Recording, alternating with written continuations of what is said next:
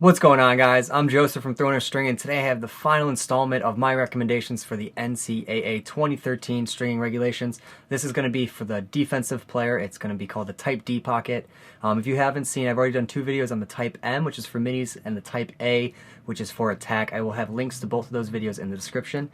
Getting into this pocket, for the defenseman, I wanted to give you guys a wider head, but that has a really nice channel to it. It's going to give you guys a good enough hold to be able to drop your hands and to give you some creativity while in traffic and whatnot, but also most importantly having a really accurate stick for clears and passes. So I'm going to walk you through the key features of it and then kind of give you my overall opinion of the stick. So here's an STX Proton U. My buddy Chris turned me onto this head for a defenseman. I really like it. It's got a nice wide face shape, not overly long, and is very stiff. And probably my favorite feature is the number of sidewall holes it has. It really allows you to get a really nice channel on the pocket, which is going to be the most important thing to kind of break down the 2013 rules and to give you guys the best performing stick under these new regulations. So the biggest key feature in this is going to be a 6-diamond wax mesh.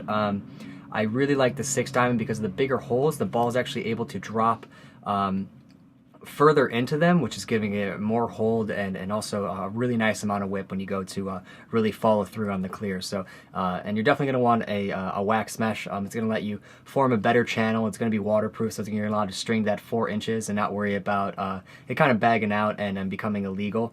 The 6-diamond and the wax mesh, especially in throw mesh, is just, it's a really nice combination between the size and also the texture of it and how soft it is, because it's really soft. So that's a big key feature. And what that is allowing you to do, along with the SI knot, is to get a very tight channel on such a wide head that's nice and defined, and it's really just going to let the ball just sit in there and give you a really nice feel to it. And then the other really important thing about the 6-diamond is, and a wider head with that nice channel, it's going to give you hold, but it's going to give you a nice even release. And what I really like about this is it's such a simple shooter setup. It's kind of badass about how simple it is, yet how powerful this pocket's going to be. And with the 6-diamond, it's going to slow your shot down compared to a 15 mil or 20 mil, but since the channel's not as tight because it's a wider head, it's going to balance out and give you guys a really nice feel. And I also like 6-diamond for clearing because it has a little bit more flex to it, because it's got a little bit more, it's got larger diamonds, which is less surface area, so it lets the ball really drop into it. And when it flexes, it's going to let you really follow through and give you a nice whip release to it to make a very hard, accurate pass. So it's definitely love the 6-diamond. And then to be able to get such a nice channel in this, especially in such a wide head, you're going to want to use the SI knot. And I went over this in the Type A pocket. Yet again, that link is in the description below. There you'll learn how to do it. But literally, you just want to stack them where you want the pocket to form. So I want a mid pocket, so I did 4 or 5 right here in the middle, and then finished off the bottom. So 6-diamond mesh with SI knots is extremely important. Now going to the actual shooter setup. Yet again, I said it's very simple.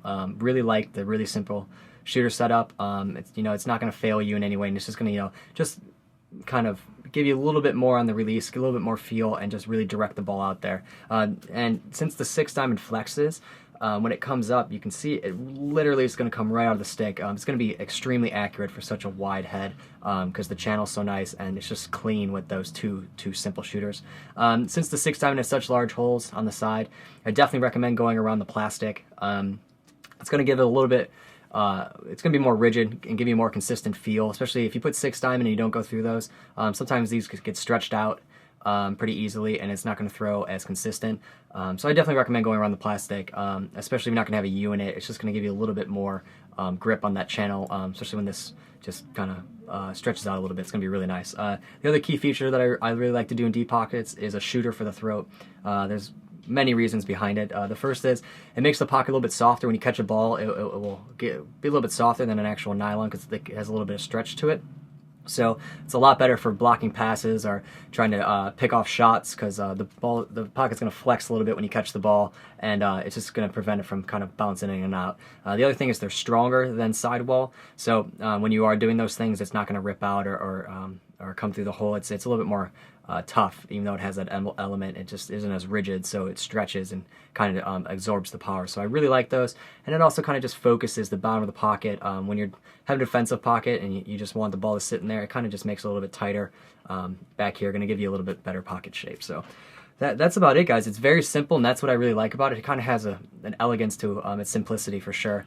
But the big keys, again, are going to be a 6-diamond mesh, wax mesh for sure. You're going to want to SI it, place the pocket where you want the ball to sit. I really like the shooter through and the throat, and then just really simple shooter setup with that channel is going to give you the best feel for a defenseman. It's going to give you a nice even release all the way through. It's not going to be super quick. It's not going to be super whippy and drag. It's going to just be right in the middle because as a defenseman, you know, when you get the ball, you have to make the best of it because you're only going to touch it maybe once or twice a game. So the key is just to have a really dependable stick that is simple to maintain and is just going to perform over and over and over again. So this is the Type D pocket. It's available at throneofstring.com. I will have a link in the description right to the page. And that's everything, guys. If you guys like the video and it helps you out anyway, please throw the video a like and share it with any of your teammates that might be struggling as well with the new NCAA regulations. In the comments, maybe let me know what you guys think of the header or anything you'd improve or what you guys are coming up with to use as a defensive pocket with the new rules. And that's everything, guys. Hope it helps you guys out. That's my main goal of all of these videos. And good luck with the new season. So have a good day, guys.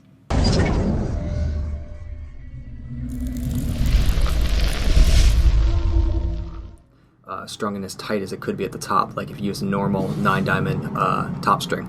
So that's definitely a big key to making the 20 mil work.